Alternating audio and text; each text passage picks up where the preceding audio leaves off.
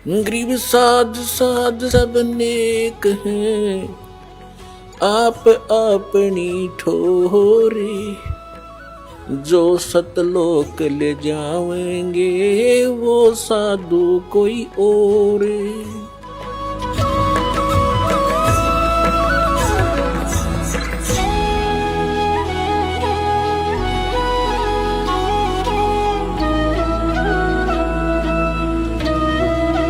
और एक नास्त्रेदमस नाम के महापुरुष हुए हैं, उन्होंने भी कंप्लीट दास के ऊपर, आपने उसको पढ़ा भी होगा, ज्ञान गंगा के अंदर भी वो आपके लिए भक्तों ने बनाकर भेज रखा है, आपने पढ़ा होगा, नहीं तो पढ़ लेना। उन्होंने टू दी पॉइंट बता रखा है सारा का सारा। और आज कल एक भक्त ने किसी पत्रिका में छपी हुई एक किसी भविष्य वक्ता को बहन हुई है, उसकी एक वाणी यहां देकर गया, क्योंकि आज तो भगत हमारे पारखू हो गए, विद्वान हो गए, तुरंत समझ जाते हैं कि ये वाणी किसके लिए बोली जा रही है, तो यहां देकर गए। उसको कल हमने देखा और आज आपके रूबरू कर रहे हैं, जिसके अंदर कमाल कर रखा है। यह पत्रिका जो दास आपको दिखा रहा है, ये केवल 2 पेज देकर गया कोई भक्त, यहां किसी भक्त को इसमें पत्रिका का नाम नहीं है, लेकिन इसमें वाणी जो लिखी है ये कमाल की है, देखिएगा, यथार्थ है। इसको फिर भक्तों ने इस YouTube पर भी खोजा है, जो का त्यों पाया है, देखिएगा। अब आपको पढ़कर सुनाएंगे। एक फ्लोरेंस नाम की भविष्य वक्ता हुई है अमेरिका में, और उसने इस दास के बारे में, एक महापुरुष के बारे में, ये तो आप कहने की जरूरत नहीं, बार बार कहना अच्छा भी ना लगता, आप पे पता लग जाएगा सब सारे लक्षणों को जब आपके रूबरू किया जाएगा। इसने कहा कि ये देखिएगा, विश्व प्रसिद्ध भविष्य वक्ता फ्लोरेंस ने भविष्यवाणी की है कि तीसरा विश्व युद्ध नहीं होगा, वह भारत के प्रयासों से टल जाएगा। एक दिव्य महापुरुष की विचारधारा से भारत में एक आध्यात्मिक लोग सत्ता में आएंगे। उस महापुरुष के अनुयायी उनकी इस नई विचारधारा को विश्व में फैलाएंगे। भारत ही नहीं, पूरे विश्व के लोग उस विचारधारा से प्रभावित होंगे। भविष्य वक्ता फ्लोरेंस की महत्वपूर्ण वाणियां। अब देखिए, ये है वो, पूरा देखना एक बार।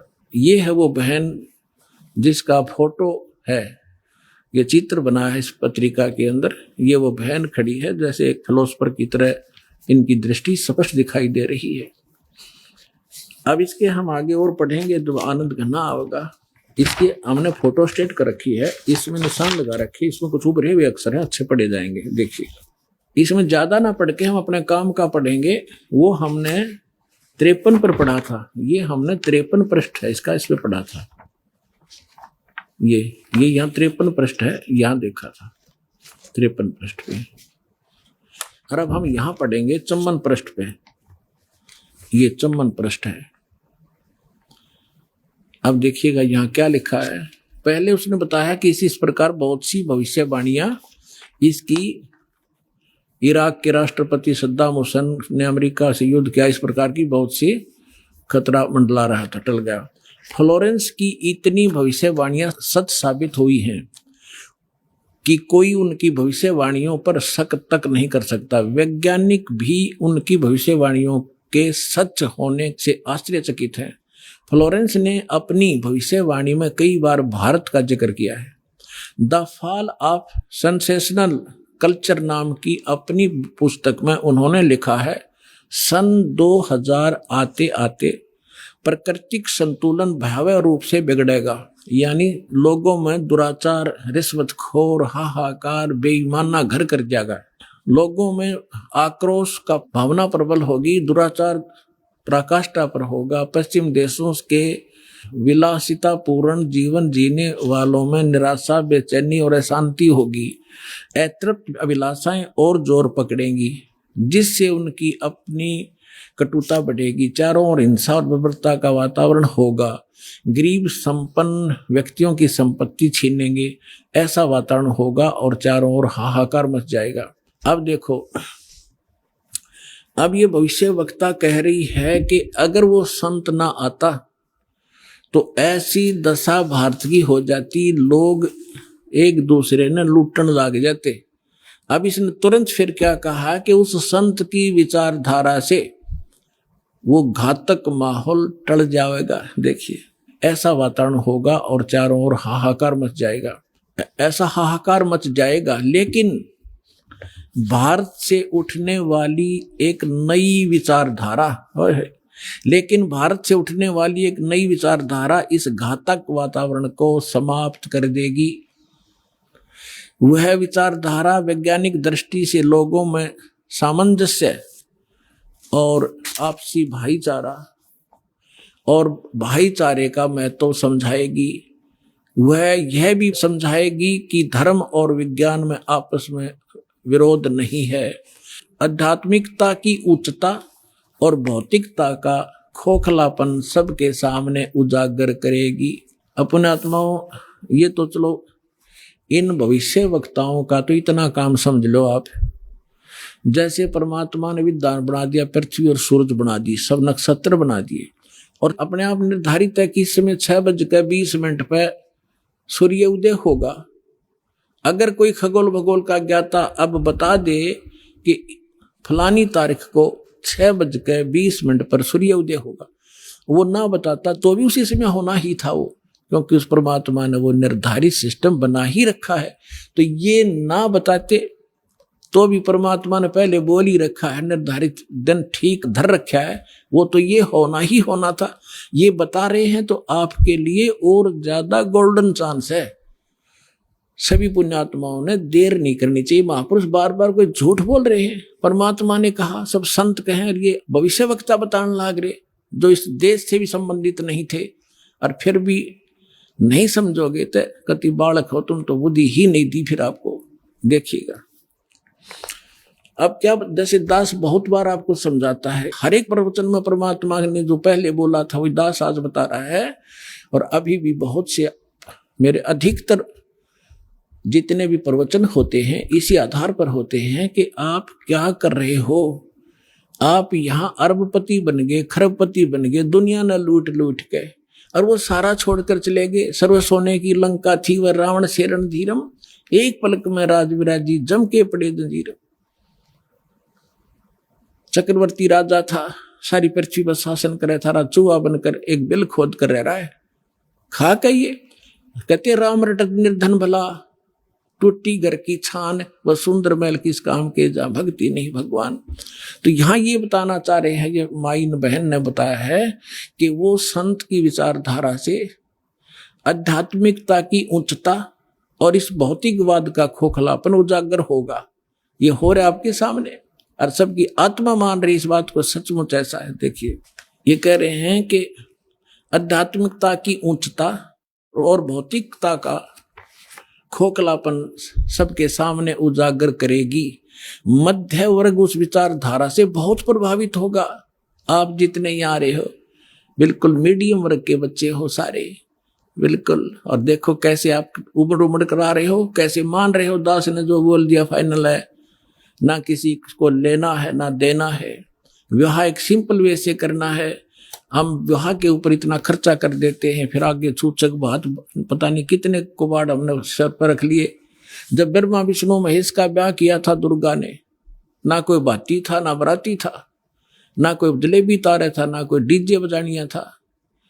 उठाकर कह दिया, ले भाई ब्रह्मा या तेरी पत्नी सावित्री अपना घर बसा बेटा, लक्ष्मी दे दी विष्णु को, अगले बेटा या तेरी पत्नी जाओ अपना घर बसाओ, और शंकर जी को पार्वती दे दी, जाओ भाई हो गया ब्याह। और ये बाकी बकवाद तो बेमतलब की है जो हम किया करते थे, अपने सिर पर बोझ धर लिया सारा जीवन इन बकवादों के लिए, जोड़े जाते लुटे जाते यही फूक जाते।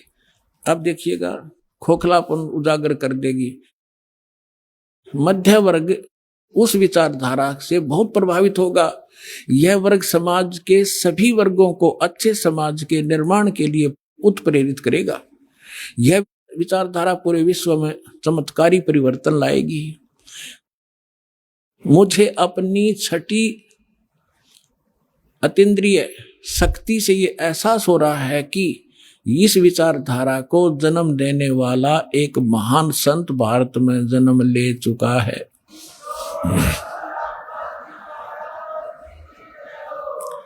ये देखिएगा, यहां लिखा है कि एक पत्रकार ने 1964 में फ्लोरेंस से पूछा था और 1980 की शुरुआत तक व्यापक उथल-पुथल 80-89 के बाद ऐसे भूकंप आएंगे कि न्यू जर्सी का कुछ हिस्सा तथा यूरोप और एशिया के कई देशों के स्थानों पर भूकंप से विदीर्ण हो जाएंगे, कुछ जलमग्न हो जाएंगे। तृतीय विश्व युद्ध का आतंक सबके दिमाग में बैठ जाएगा। वे इस युद्ध की तैयारी कर लेंगे, लेकिन भारतीय राजनेता नहीं, संत की तरफ से शिकार है, तीसरे युद्ध से वो समाप्त कर दें। तो 1964 तक यह जीवे थी। 1964 में तो ये युवा थी जो बता रही थी, 10, 20, 30 वर्ष और भी 94-95 तक यह जीवे थी। तो इसने उस समय बता दिया था, 1964 में भी इसने बता दिया था कि उसका जन्म हो चुका है। और उसको दृष्टि आगे की जो वर्तमान का जो दास की सती थी अब की है वो भी दिखाई देती। देखिएगा, मुझे अपनी छठी अंतीन्द्रिय यानी अंदर के आभास से शक्ति से ये एहसास हो रहा है कि इस विचारधारा को जन्म देने वाला वह महान संत भारत में जन्म ले चुका है। उस संत के ओजस्वी व्यक्तित्व का प्रभाव सबको चमत्कृत करेगा। उसकी विचारधारा अध्यात्म के कम होते जा रहे प्रभाव को फिर से नई स्फूर्ति देगी। चारों ओर आध्यात्मिक वातावरण होगा। ओए होए, दास बार बार कहता रहा है कि यदि परमात्मा इस दास के माध्यम से फिर से अपनी यथार्थ भक्ति नहीं प्रारंभ करते तो आने वाले 50 वर्ष के बाद हिंदुस्तान में कोई राम कहानियां नहीं पाओ, ऐसी हाहाकार मच जाती। तो इसमें यही कहा है कि वो फिर गिरते हुए अध्यात्म सत्र को फिर से उभारेगा। इसका ये भावार्थ है। उस संत के ओजस्वी व्यक्तित्व का प्रभाव सबको चमत्कृत करेगा। उसकी विचारधारा अध्यात्म के कम होते जा रहे प्रभाव को फिर से नई स्फूर्ति देगा। चारों ओर आध्यात्मिक वातावरण होगा। संत की विचारधारा से प्रभावित लोग विश्व के कल्याण के लिए पश्चिम की ओर चलेंगे। धीरे धीरे एशिया, यूरोप, अमेरिका पर पूरी तरह छा जाएंगे। उस संत की विचारधारा से पूरा विश्व प्रभावित होगा। उनके चरण चिन्हों पर चलेगा। पश्चिमी देश के लोग उन्हें पश्चिमी देश के लोग अमेरिका, इंग्लैंड आदि उन्हें ईसा, मुसलमान उन्हें एक सच्चा रहनुमा और एशिया के लोग उन्हें भगवान का अवतार मानेंगे।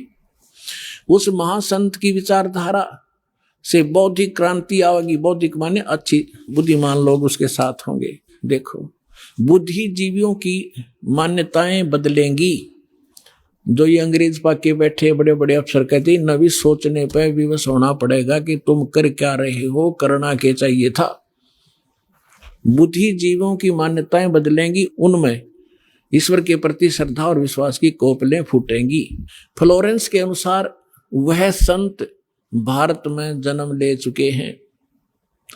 वह इस संत से काफी प्रभावित थी।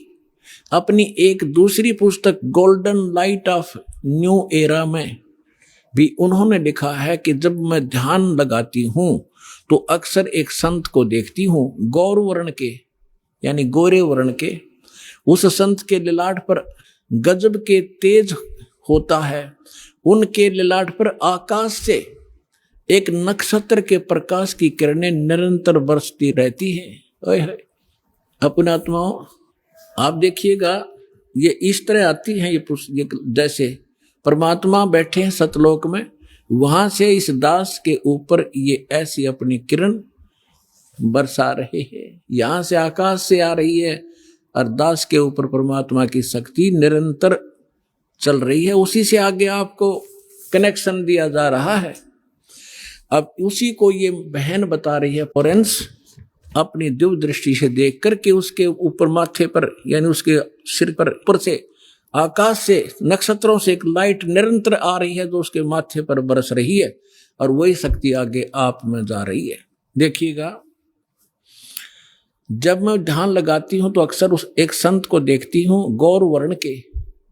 अब देखो यहां थोड़ा सा लिखना भूल गया, फिर इन भक्तों ने अपना ने एक बुक इसने बताई है, देखिएगा, एक दूसरी पुस्तक golden light of new era, ये एक बुक है। इस बुक के आधार से भक्तों ने एक वेबसाइट से निकाला है, वेबसाइट से इसकी इंग्लिश में है उसकी वाणी, वो इस प्रकार देखिएगा, यही है, I can clearly visually A golden era divine. वो कहती है मैं देखती रहती हूँ, यहां देखना, यहां पर है जो हिंदी उसने किया वो यहां से है, when I enter great flights of meditation, I visualise, मैं देखती हूं।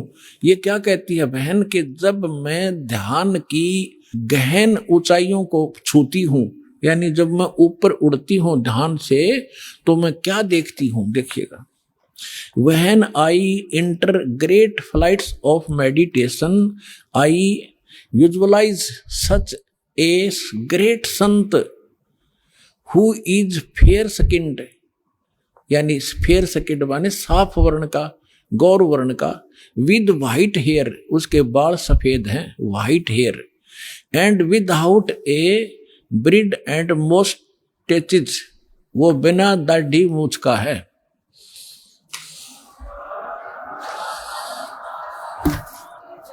और उसके सफेद बाल हैं। दास की इस एज को वो उस समय देख रही थी कि उस समय वो ढूंढा ठावेगा। अब उसी का अंश इसने यहां थोड़ा सा कम अनुवाद कर पाया, ये भूल गया होगा। इसने अपनी दूसरी पुस्तक golden light of new era में भी लिखा है, जब मैं ध्यान लगाती हूं तो अक्सर एक संत को देखती हूं गौर वर्ण के, आगे लिखना भूल गया, सफेद बाल थे, बिना दाढ़ी मूछ का।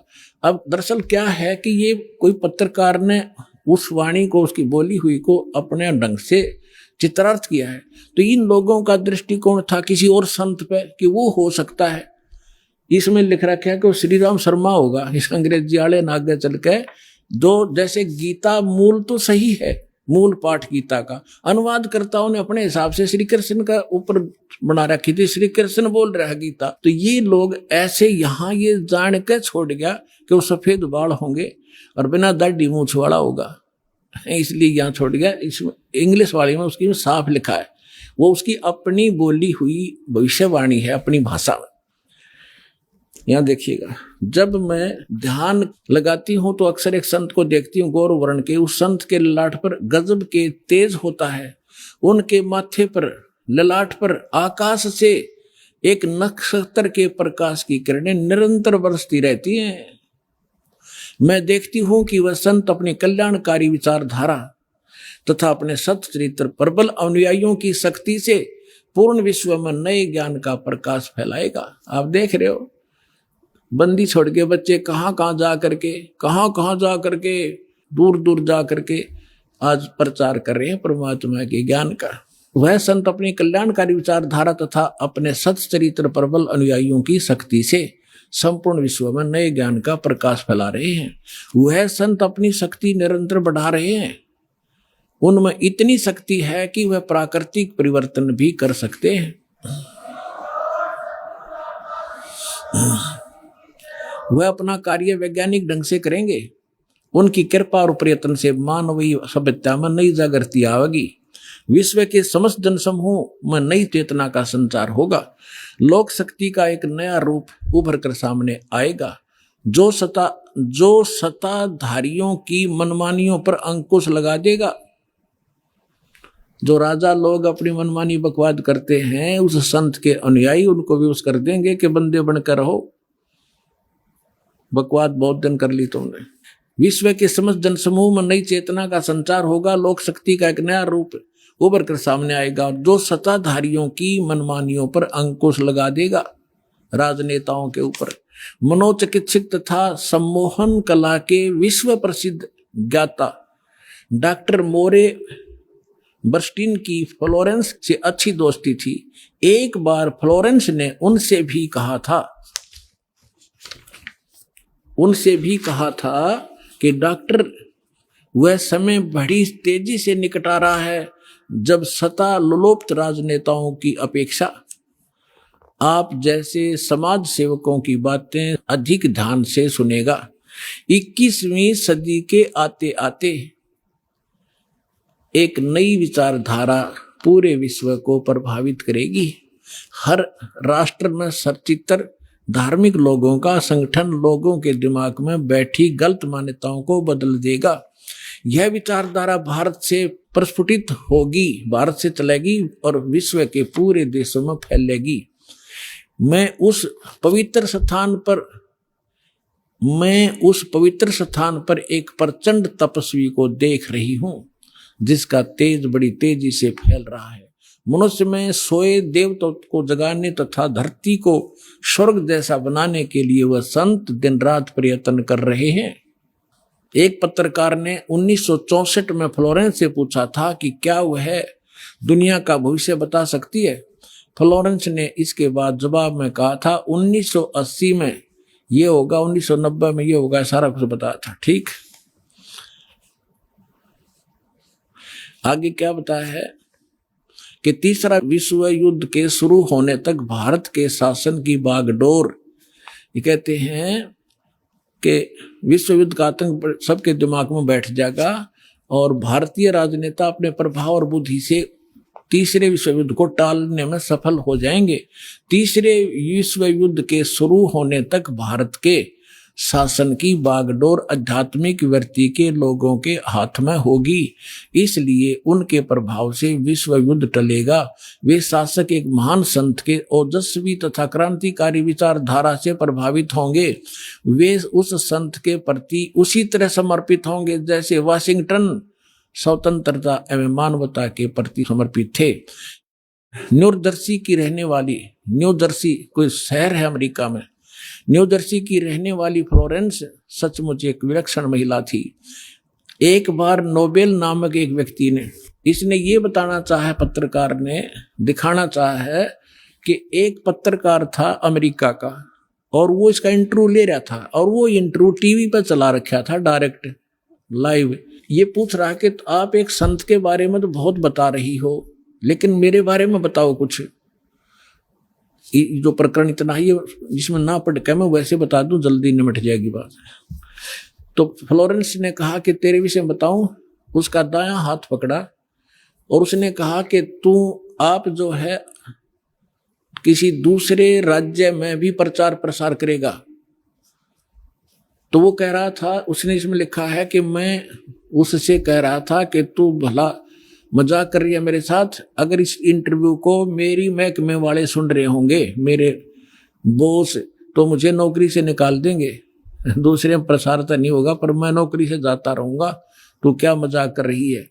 उसी समय मेरे हेड ऑफिस से टेलीफोन आया और मेरे लिए ही था, मैंने उठाया। मेरा बॉस कह रहा था कि मैं तुम्हारा इंटरव्यू देख रहा हूं, मैं हैरान हूं कि हमने निश्चय कर लिया है आपको न्यूयॉर्क के अंदर प्रचार प्रसार के लिए भेजना है। कल ही इसका डिक्लेयर करेंगे, फाइनल हो चुका है। मैं हैरान हूं, तुम्हारा इंटरव्यू मैं सुन रहा हूं कि फ्लोरेंस को कैसे पता चला और आप जल्दी आ जाइए, आपको वहां भेज रहे। तो ये कहने का तात्पर्य है, वो इंटरव्यू लेने वाला ये कह रहा है उसकी इतनी सटीक भविष्यवाणी थी तो वही कह रही है जो संत के बारे में उसकी झूठी नहीं हो सकती। अब देखिएगा, अब यहां देखिएगा, ये मैंने छोड़ दिया, यहां वही बता रहा था। ये टीवी के कार्यक्रम के दौरान उनसे बोला, मैं बोला, पत्रकार कह रहा है, आप भारत में जन्म ले चुके संत के बारे में तो अक्सर बताती रहती हो, मैं अपने बारे में भी कुछ जानना चाहता हूं, बताइए। फ्लोरेंस ने उसके दाहिने हाथ को थाम लिया और बोली, आप बहुत जल्दी किसी दूसरे राज्य में प्रसारण करेंगे। नोबेल ने एक प्रसारण सेवा के, वो एक कर्मचारी थे उस प्रसारण सेवा के, इस बात पर हंसने लगे। कुछ सेक्शन बाद बोले कि आपने मुझसे अच्छा मजाक किया। यदि हमारी कंपनी के अधिकारी इस कार्यक्रम को देख रहे होंगे तो दूसरे राज्य में तो जाऊंगा या नहीं, फिलहाल अपनी कंपनी से तुरंत निकाल दिया जाऊंगा। फिर पीछे घोषणा ये लिख दिया उसने कि वहां अब कहते नोबेल के जब फोन पर उठाया तो उसने बताया कि हमने न्यूयॉर्क के प्रसारण का काम शुरू करने का निर्णय लिया है, वहां तुम्हें भी भेजा जाएगा। अभी यह बात गुप्त रखना, इसकी घोषणा कल की जाएगी। मैं टीवी पर फ्लोरेंस के साथ तुम्हारी बातचीत देख रहा था, वो बॉस बोल रहा है। फ्लोरेंस ने तुम्हारे विषय में जो बताया वो पूरी तरह सच है। आश्चर्य है कि यह बात कैसे मालूम होगी। नोबेल फ्लोरेंस का चेहरा देखता रह गया। अब उस लड़की में इतनी सटीक भविष्यवाणी ये सिद्ध की इसने, और उसी ने उस संत के बारे में की। आगे फिर देखना, कुछ पत्रकारों ने उनसे एक बार पूछा था कि वे भविष्य को कैसे देख लेती है तथा गायक व्यक्ति या वस्तुओं का पता कैसे लगा लेती हैं। तो फ्लोरेंस ने बताया, मुझे स्वयं नहीं मालूम कि यह कैसे संभव हो जाता है। मैं भविष्य के विषय में एक बहुत महत्वपूर्ण बात बता रही हूं। बार बार कहा करती वह कि 20वीं सदी के अंत में भारतवर्ष में 1997 के आसपास एक प्रकाश निकलेगा। वह प्रकाश पूरी दुनिया को उन दैवी शक्तियों के विषय में जानकारी देगा जो अब तक हम सभी के लिए रहस्यमय बनी हुई थी। एक दिव्य महापुरुष द्वारा यह प्रकाश पूरे विश्व में फैलेगा। वह सभी को सतमार्ग पर चलने की प्रेरणा देगा। समस्त दुनिया में एक नई सोच की ज्योति फैलेगी। जब मैं ध्यान अवस्था में होती हूं तो अक्सर यह दिव्य महापुरुष मुझे दिखाई देते हैं। फ्लोरेंस ने एक बार कहा, इस संत या दिव्य महापुरुष का जिक्र किया है, साथ ही यह भी बताया है कि उत्तरी भारत के एक पवित्र स्थान पर वह मौजूद है, बरवाला में।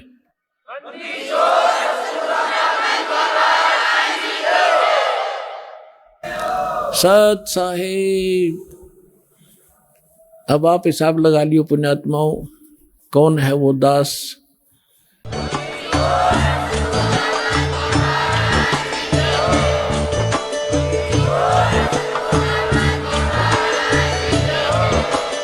आप सुन रहे थे जगत गुरु तत्वदर्शी संत रामपाल जी महाराज जी के मंगल प्रवचन। अधिक जानकारी के लिए विजिट कीजिए हमारी वेबसाइट www.jagatgururampalji.org। संत रामपाल जी महाराज जी के शुभ आशीर्वाद से पूरे विश्व भर में 500 से भी ज्यादा नाम दीक्षा केंद्र हैं, जिन पर संत रामपाल जी महाराज जी द्वारा ऑनलाइन निशुल्क नाम दीक्षा दी जा रही है। अपने नजदीकी नाम दीक्षा केंद्र का पता करने के लिए संपर्क करें 8222880541।